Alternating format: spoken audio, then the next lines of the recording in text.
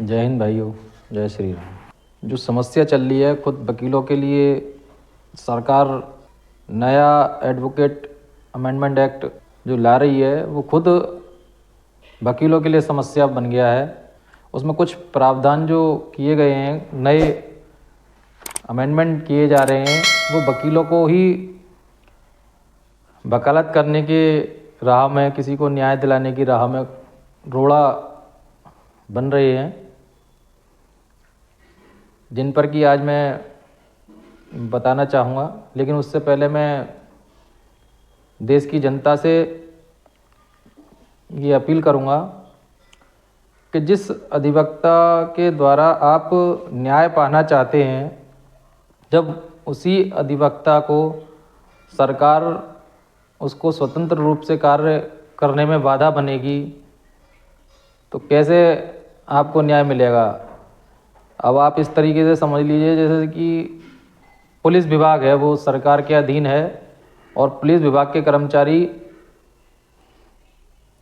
अपने स्वार्थ के लिए या ऊपर वाले के स्वार्थ के लिए, जो उससे ऊपर का कर्मचारी है, खुश करने के लिए अनाप शनाप रिश्वत लेता है, झूठे मुकदमे भी दर्ज करता है, जो घटनाएं सत्य होती हैं उनमें मुकदमे दर्ज नहीं भी करता है। तो जितने सरकारी महकमे में लोग जुड़े हुए हैं, सरकारी महकमे से जुड़कर सभी रिश्वतखोरी करते हैं। जिसके साथ अन्याय हुआ है उसके साथ न्याय नहीं कर पाते।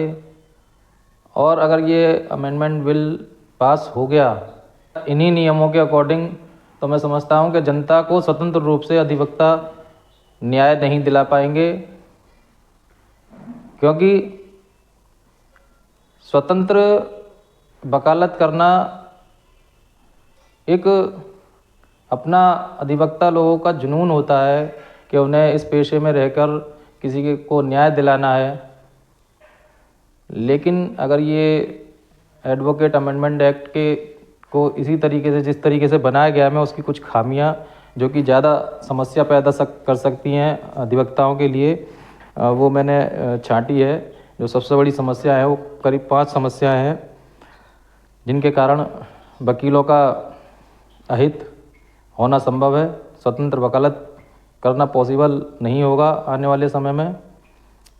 और इसके लिए हम अधिवक्ता लोग 21 तारीख से स्ट्राइक कर रहे हैं। दिल्ली में थी और भी जगह थी, और यहाँ अलीगढ़ में भी। जितना भी हम लोगों ने स्ट्राइक वगैरह की उसमें आश्वासन तो दिया जाता है ऊपर से, लेकिन एडवोकेट के हित की कोई बात अभी तक नहीं हुई। इसलिए ये अब स्ट्राइक चालू होगी और उससे हो सकता है कि आप देशवासियों को, जो कोर्ट में जिन लोगों के मुकदमे चल रहे हैं, उनको थोड़ी समस्या हो, तो मैं उनसे भी सपोर्ट की अपील करूंगा इस वीडियो के माध्यम से। इस वीडियो को ज़्यादा से ज़्यादा शेयर करें, जिससे कि जनता को जो समस्याएं हो रही हैं उस जनता का भी, हमें एडवोकेट्स को सपोर्ट मिल सके। अधिवक्ता सबके लिए लड़ते हैं, चाहे वो पुलिस हो या डॉक्टर हो या नेता हो। लेकिन जब एडवोकेट के हित की बात आती है तो मैंने देखा है कि ये सब लोग अपना अपना स्वार्थ देखते हैं, अपना नुकसान देखते हैं और वकीलों के ही खिलाफ अपनी बातें कहते हैं। और सरकार ने ये जो कदम उठाया है, इससे हो सकता है कि आने वाले समय में बीजेपी सरकार को काफ़ी खामियाजा भुगतना पड़े।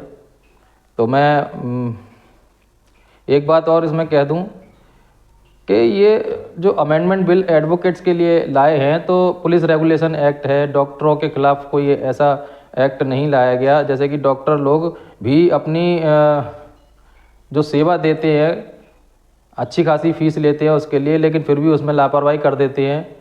काफ़ी ऐसे आए दिन मामले होते हैं कि लापरवाही के कारण आदमी की मृत्यु ही हो जाती है। हालांकि खैर इसमें एक ये सेक्शन है, सेक्शन इसमें डाला जाएगा 45B।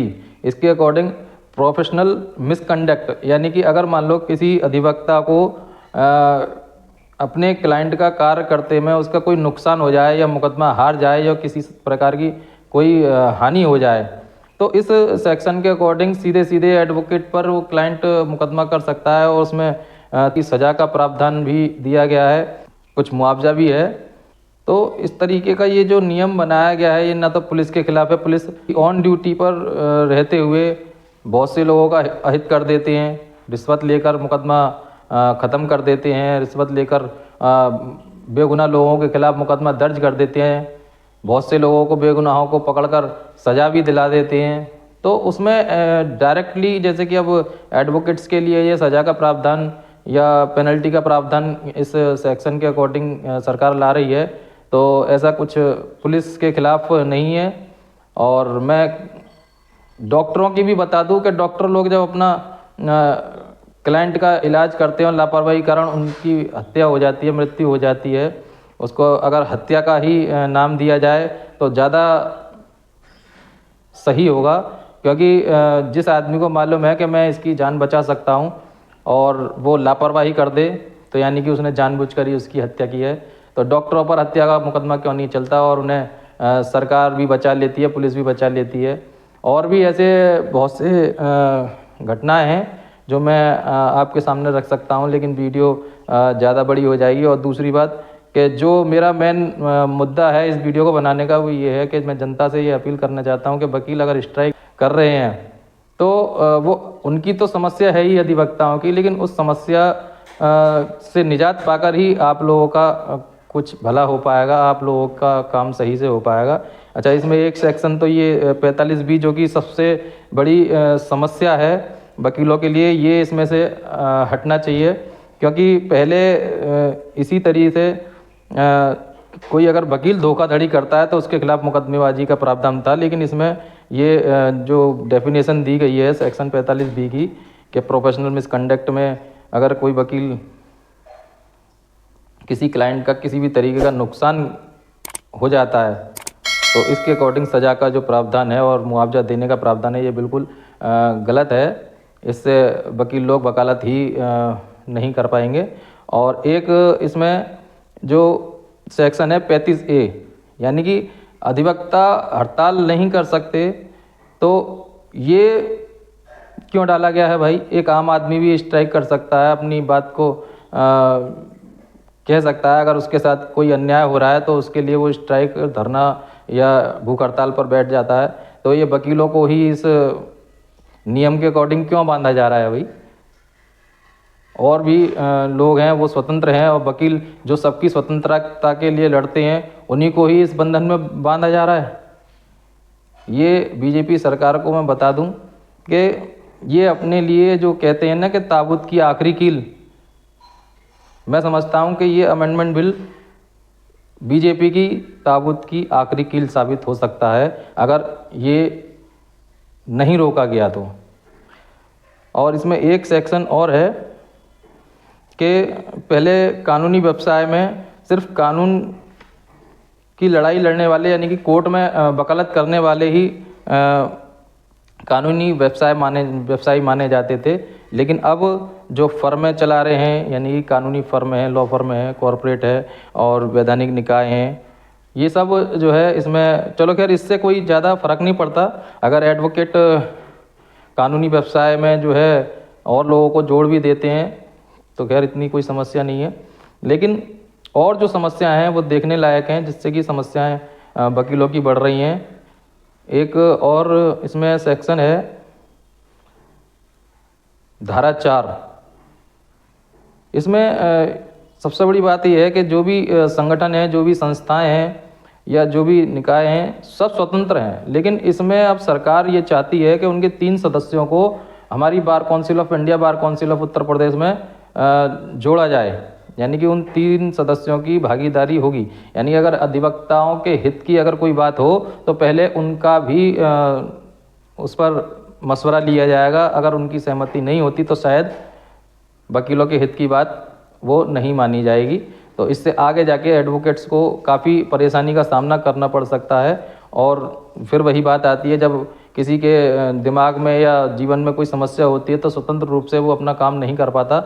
और यही समस्या इस अमेंडमेंट बिल के बाद आनी है। ये धारा जो उत्तर प्रदेश सरकार ने, सेंट्रल गवर्नमेंट ने ये जो अपनी मानसिकता लगाई है, इसमें दिमाग लगाया गया है कि भाई वकील लोग स्वतंत्र होते हैं और कभी भी किसी भी मंत्री के, किसी भी नेता के, किसी भी सरकारी कर्मचारी के खिलाफ वकील लोग अपना जब हित की बात आती है या कोई अहित करता है तो वकील लोग उसका पुरजोर विरोध करते हैं, उसके खिलाफ मुकदमेबाजी करते हैं, हर तरीके से अपनी बात मनवाते हैं। या किसी क्लाइंट का भी अगर अहित हो रहा है इन लोगों के द्वारा तो वकील ही एक ऐसा प्राणी है जो कि निडर होकर इन सब से लड़ सकता है। तो सरकार ये शायद ये चाहती है कि आने वाले समय में वकील लोग सरकार के खिलाफ कुछ ना करें, यानी कि अगर सरकार के खिलाफ करते हैं तो इनके जो 3 सदस्य हमारे बार काउंसिल ऑफ इंडिया में जोड़ने की जो बात हुई है उनके दबाव में ही वकील आगे काम करें, इनके सरकार के खिलाफ या किसी भी सरकारी कर्मचारी या अधिकारी के खिलाफ कोई ऐसा काम ना करें। एक ये सेक्शन जो है समस्या का कारण है। और एक और इसमें सेक्शन है धारा 33A जोड़ा गया है। ये कहता है कि अगर मान लो वकील लोग किसी बार से या किसी एसोसिएशन से जुड़े हुए हैं, वो कहीं और वकालत नहीं करेंगे, ऐसा कुछ इसमें है।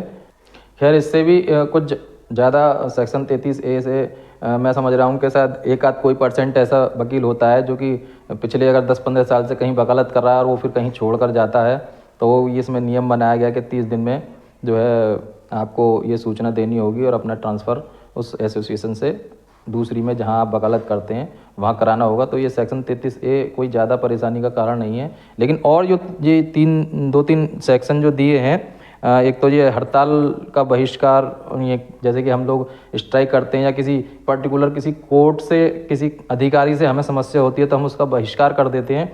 तो ये जो सेक्शन 35A है ये बहुत बड़ी समस्या खड़ी कर देगा हम अधिवक्ताओं के लिए।